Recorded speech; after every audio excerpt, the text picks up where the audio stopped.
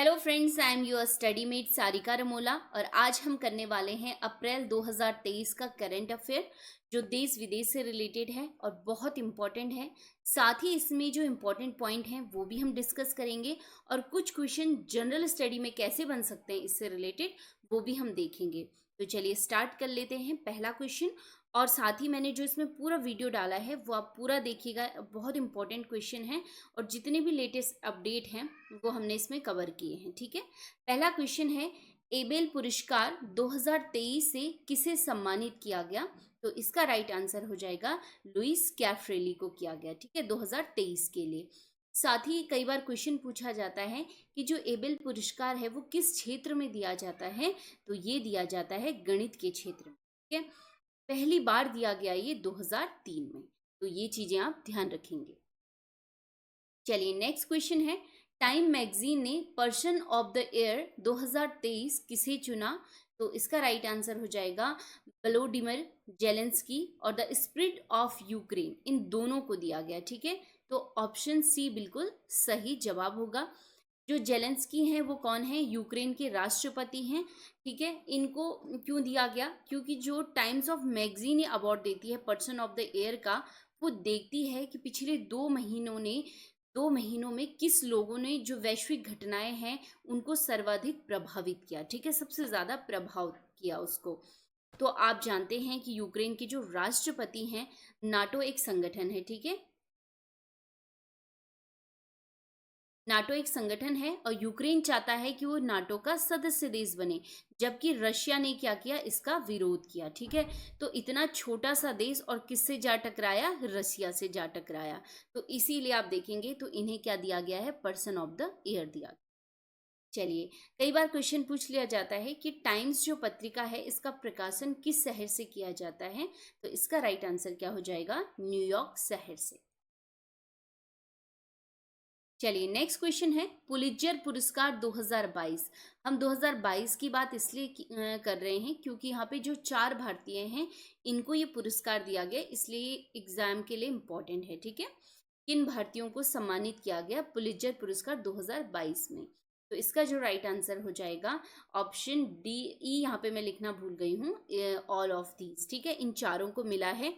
देखिए, सना इरशाद मट्टू को मिला है, अदनान आबिदी को मिला है, अमित दवे को और दानिश सिद्दीकी, इन चारों को मिला है। ठीक है, ध्यान रखिएगा इस चीज को, इन चारों को ये पुरस्कार दिया गया।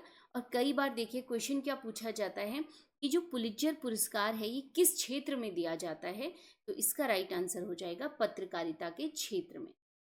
पत्रकारिता के क्षेत्र में ये पुरस्कार दिया जाता है। इसमें सब चीज़ें 21 कैटेगरी लगभग इसमें इंक्लूड होती हैं इसी क्षेत्र की, जैसे फोटोग्राफी होगी, साहित्य होगा, यानी जो भी पत्रकारिता से रिलेटेड चीज़ें होगी। जो ये पुरस्कार दिया जाता है वो दिया जाता है पीजे पुलित्जर के नाम से दिया जाता है। ठीक है, और अमेरिका की जो कोलंबिया यूनिवर्सिटी है इसके द्वारा दिया जाता है। साथ ही यहाँ पे इम्पोर्टेंट हो जाता है जो दानिश सिद्दीकी हैं, इनको ये पुरस्कार 2 बार मिल चुका है। ठीक है, अब तो इनको मिला, मरणोपरांत मिला है दूसरी बार। अभी आतंकवादियों ने इनकी क्या कर दी थी? हत्या कर दी थी। ठीक है, तो ये भी ध्यान रखेंगे, 2 बार इनको मिला है। चलिए चौथा क्वेश्चन है इंपॉर्टेंट, फिकी लेडीज ऑर्गेनाइजेशन जिसे FLO की कहते हैं कि 40वीं अध्यक्ष कौन बनी? तो इसका राइट आंसर क्या हो जाएगा? सुधा शिव कुमार बनी है। ठीक है, ये इंपॉर्टेंट हो जाता है। देखिए, जो FLO है यानी फिकी लेडीज ऑर्गेनाइजेशन है, ये फिकी का एक विभाग है। ठीक है, कोई अलग सा एक ऑर्गेनाइजेशन नहीं है, बल्कि इसका एक विभाग है जो रिप्रेजेंट करता है लेडीज को। ठीक है, लेडीज जिसको रिप्रेजेंट करती हैं। और फिकी क्या है? हमारे देश का एक विधि ऑर्गेनाइजेशन है। ठीक है, और इसकी स्थापना हुई FLO की 1983 में। और साथ ही आप देखेंगे कई बार ये क्वेश्चन पूछ लिया जाता है कि फिकी का पूरा नाम क्या है? ठीक है, फिकी का पूरा नाम क्या है? तो फुल फॉर्म देख लेंगे, federation of Indian chambers of commerce and industries का क्या है? पूरा नाम है, इसे ध्यान रखें। चलिए पांचवा क्वेश्चन इंपॉर्टेंट, स्वास्थ्य का अधिकार यानी राइट टू हेल्थ विधेयक पारित करने वाला भारत का पहला राज्य कौन सा बना? तो इसका राइट आंसर क्या हो जाएगा? राजस्थान पहला राज्य बना है भारत का जिसने राइट टू हेल्थ पास किया है। और जो राजस्थान के मुख्यमंत्री हैं इस समय वो कौन है? अशोक गहलोत। ठीक है, चलिए एक और इम्पोर्टेंट क्वेश्चन है। क्वेश्चन सारे इम्पोर्टेंट हैं। ठीक है, चलो छठवां क्वेश्चन देख लेते हैं। दादा साहेब फाल्के पुरस्कार 2023 किस अभिनेत्री को सम्मानित किया गया? तो इसका राइट आंसर क्या हो जाएगा? अभिनेत्री रेखा को किया गया 2023 में। 2022 पूछा जाएगा तो आशा भोसले को दिया गया था। ठीक है, चलिए सॉरी, आशा पारेख को दिया गया, तो यहाँ पे ऑप्शन है नहीं, तो आशा पारेख रखेंगे अभी आप।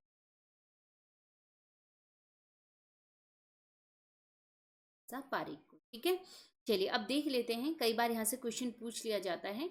जो दादा साहब फाल्के हैं इनको कहा जाता है भारतीय सिनेमा का पितामह कहा जाता है।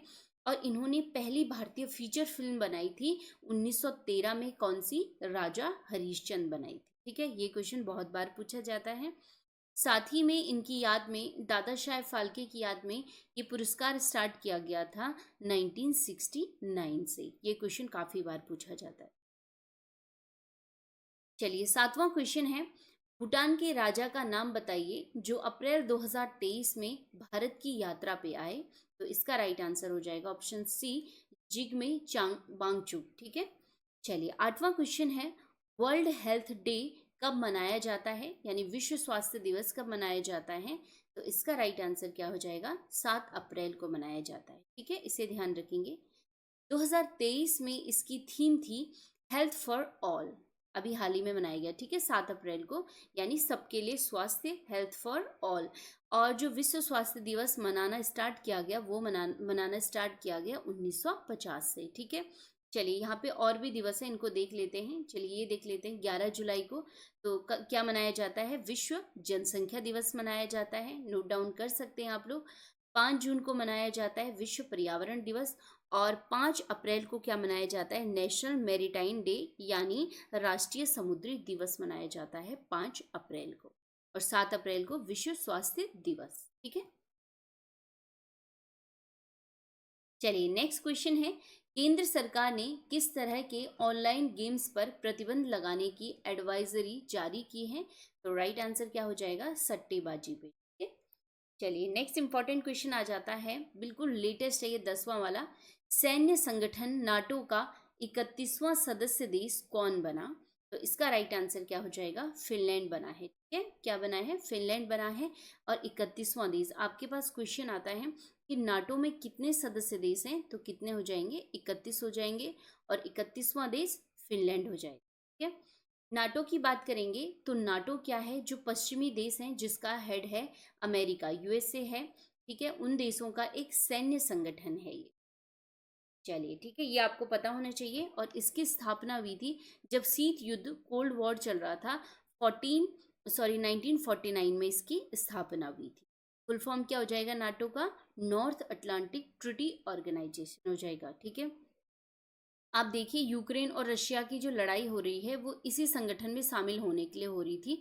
अभी हाल ही में फिनलैंड जब इसमें शामिल हुआ तो फिनलैंड ने नाटो को ये साफ साफ कह दिया है कि जब तक फिनलैंड नहीं कहेगा नाटो तब तक उसकी सुरक्षा में और उसकी मदद के लिए नहीं आगे आएगा। ठीक है, जबकि नाटो का उद्देश्य क्या है कि एक देश पे हमला, सदस्य देश में से अगर एक पे भी हमला होगा तो सब पे हमला माना जाएगा। लेकिन फिनलैंड ने ये चीज़ों को क्लियर किया है कि जो हमारी अपनी सोबरनिटी है, अपनी जो हमारी पावर है, उसको, हमारी डिग्निटी जो है उसको नहीं छेड़ा जाएगा, बल्कि जब हम कहेंगे तभी नाटो इसमें इंटरफेयर करेगी।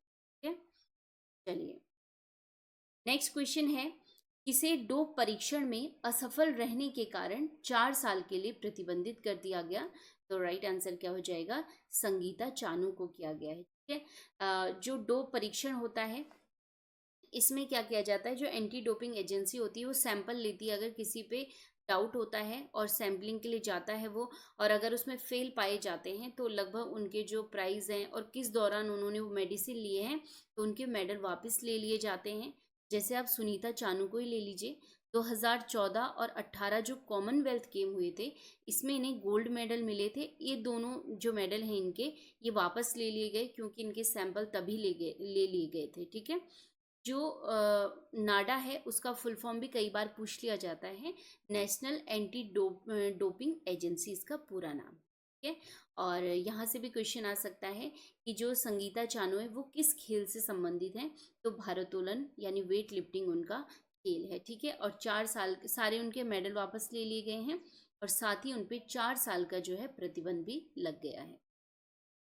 चलिए 12वां क्वेश्चन है, विश्व बैंक वर्ल्ड बैंक के नए अध्यक्ष कौन बने, तो राइट आंसर क्या हो जाएगा, अजय बंगा हो जाएगा। ये भारतीय मूल के अमेरिकी नागरिक हैं। ठीक है, इसे ध्यान रखेंगे। यहीं पे हम बात करेंगे कि विश्व बैंक की जो स्थापना हुई थी वो 1944 में वेटन वुड्स सम्मेलन हुआ था, इसके आधार पर हुई। ठीक है, वर्ल्ड बैंक की और IMF की यानी इंटरनेशनल मॉनेटरी फंड की। ठीक है, इन दोनों की। हालांकि इन्होंने अपना काम स्टार्ट किया था 1946 से। वर्ल्ड बैंक का जो मुख्यालय है वो वॉशिंगटन DC में है, जो कि किसकी राजधानी है, अमेरिका की। ठीक है, USA की राजधानी है। साथ ही एक शर्त होती है कि वर्ल्ड बैंक का सदस्य वही होगा जो IMF का भी सदस्य होगा। ठीक है, ये शर्त है इसकी, और क्वेश्चन इंपॉर्टेंट ये हो जाता है। चलिए इंपॉर्टेंट 13वां क्वेश्चन, महिला प्रीमियर लीग यानी WPL 2023 का खिताब किस टीम ने जीता, तो राइट आंसर क्या हो जाएगा, मुंबई इंडियंस ने जीता। और कई बार क्वेश्चन आ जाता है कि मुंबई इंडियंस ने किस टीम को हराकर ये मैच जीता है, तो राइट आंसर क्या हो जाएगा, दिल्ली कैपिटल्स को हरा के जीता है। ठीक है, और कितने विकेट से, 7 विकेट से।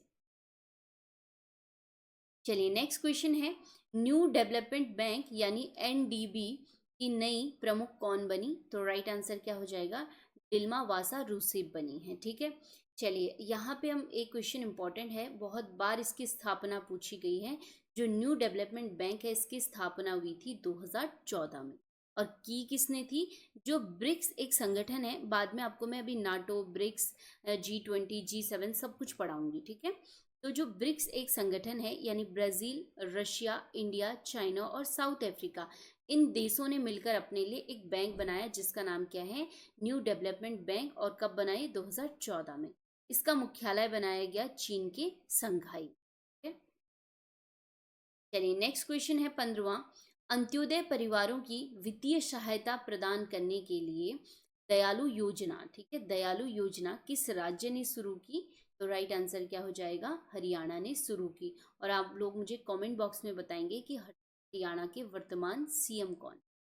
ठीक है, चलिए नेक्स्ट क्वेश्चन है, किस देश ने G7 शिखर सम्मेलन 2023 के लिए भारत को गेस्ट कंट्री के रूप में आमंत्रित किया, तो राइट आंसर हो जाएगा, जापान ने किया है। क्योंकि अब जो शिखर सम्मेलन होगा ग्रुप 7 का वो 2023 में हिरोशिमा जापान में होगा। ठीक है, G7 जो देश एक संगठन है, ग्रुप है, वो बना था 1975 में। 1975 में इसकी स्थापना हुई थी। रशिया को इससे बाहर निकाल दिया गया था। और आप देखेंगे जब पैंडेमिक टाइम था 2020 में, तो उस समय तो बिल्कुल इतनी ज़्यादा एक दावे किए जा रहे थे कि भारत अब इसका 8वां सदस्य बन ही गया है, लेकिन 3 साल हो गए हैं लगभग, और आप देखिए अभी तक दूर तक कोई नामो निशान नहीं है कि भारत इसका सदस्य बनने वाला है।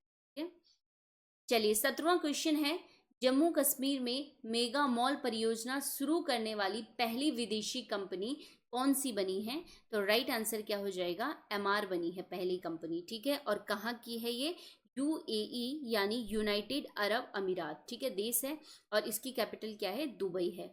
अब आप देखिए दुबई में जो बुर्ज खलीफा है इसका निर्माण भी इसी कंपनी ने किया था।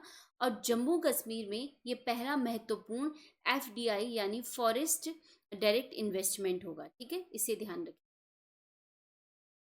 चलिए 18वां क्वेश्चन है, मिसेज इंडिया 2023 का खिताब किसने जीता, तो राइट आंसर क्या हो जाएंगी, ज्योति अरोड़ा ने जीता। चलिए नेक्स्ट क्वेश्चन है 19वां, हाल ही में विश्व के सबसे बड़े दिव्यांग पार्क अनुभूति समावेशी पार्क की आधारशिला कहाँ रखी गई। ठीक है, तो इम्पोर्टेंट इसलिए है क्योंकि विश्व का सबसे बड़ा पार्क होने वाला है ये, तो इसका राइट आंसर हो जाएगा नागपुर, महाराष्ट्र में। चलिए नेक्स्ट क्वेश्चन है, फरवरी 2023 में आयोजित रणजी ट्रॉफी का फाइनल किस टीम ने जीता, तो इसका राइट आंसर हो जाएगा सौराष्ट्र ने जीता है ये। और किसे हराकर? बंगाल को हराया है 9 विकेट से, इसे ध्यान रखना। और कहाँ पे खेला गया ये मैच फाइनल? ये खेला गया ईडन गार्डन में। और कहाँ पे है ये? कोलकाता। ठीक है, चलिए नेक्स्ट क्वेश्चन है, हाल ही में विश्व बैंक ने वित्त वर्ष 2023-24 के लिए भारत की जीडीपी यानी ग्रॉस डोमेस्टिक प्रोडक्ट विकास दर का कितना अनुमान व्यक्त किया है? तो राइट आंसर क्या हो जाएगा? 6.3%। नेक्स्ट क्वेश्चन है, हाल ही में किस राज्य या केंद्र शासित प्रदेश की बस होली चित्रकारी को जीआई टैग दिया गया? तो राइट आंसर क्या हो जाएगा? जम्मू एंड कश्मीर को। जम्मू और कश्मीर की क्या है? ये चित्रकारी है, बस होली चित्रकारी, इसको दिया गया जीआई टैग। ठीक है, अब यहाँ पे देख लेते हैं जीआई टैग का फुल फॉर्म क्या होता है। इसका मतलब होता है ज्योग्राफिकल इंडिकेशन टैग, यानी किसी भी जो क्षेत्र होता है उसकी भौगोलिक पहचान, उसकी गुणवत्ता के लिए ये टैग मिलता है। ठीक है, चलिए सबसे पहला जो जीआई टैग दिया गया था वो दिया गया था दार्जिलिंग की चाय को दिया गया। 10 वर्षों के लिए ये टैग मिलता है और इसको रिन्यू करवा सकते हैं, जैसे सभी चीजों में होता है। ठीक है, चलिए 23वां क्वेश्चन है, हाल ही में पीवी सिंधु किस बैडमिंटन टूर्नामेंट के महिला एकल में उप विजेता रही? तो राइट आंसर क्या हो जाएगा? मैड्रिड स्पेन मास्टर टूर्नामेंट में उप विजेता रही। अब कई बार क्वेश्चन आ गया जैसे कि मैड्रिड स्पेन मास्टर टूर्नामेंट किस खेल से संबंधित है? तो राइट आंसर क्या आ जाएगा? बैडमिंटन से संबंधित है। इसमें जो विजेता रही वो रही इंडोनेशिया की मारिस्का। ठीक है, चलिए 24वां क्वेश्चन है, आईबीए महिला विश्व मुक्केबाजी चैंपियनशिप 2023 की पदक तालिका में कौन सा देश शीर्ष पर है? तो राइट आंसर हो जाएगा भारत। 4 गोल्ड मेडल के साथ भारत क्या है? पहले स्थान पे रहा है। यहाँ पे कभी पूछ लिया गया कि आईबीए की फुल फॉर्म क्या होती है? तो राइट आंसर क्या हो जाएगा? International boxing association. Next question है, बीसीसीआई ने टाटा आईपीएल 2023 के लिए किस कंपनी को अपना आधिकारिक भागीदार घोषित किया है? तो राइट आंसर क्या हो जाएगा? हर्बा लाइफ को किया है। ठीक है, नेक्स्ट क्वेश्चन है, भारत का पहला स्वदेशी 4 पैरों वाला रोबोट एक्सो एस्केलेटन किस कंपनी ने विकसित किया है?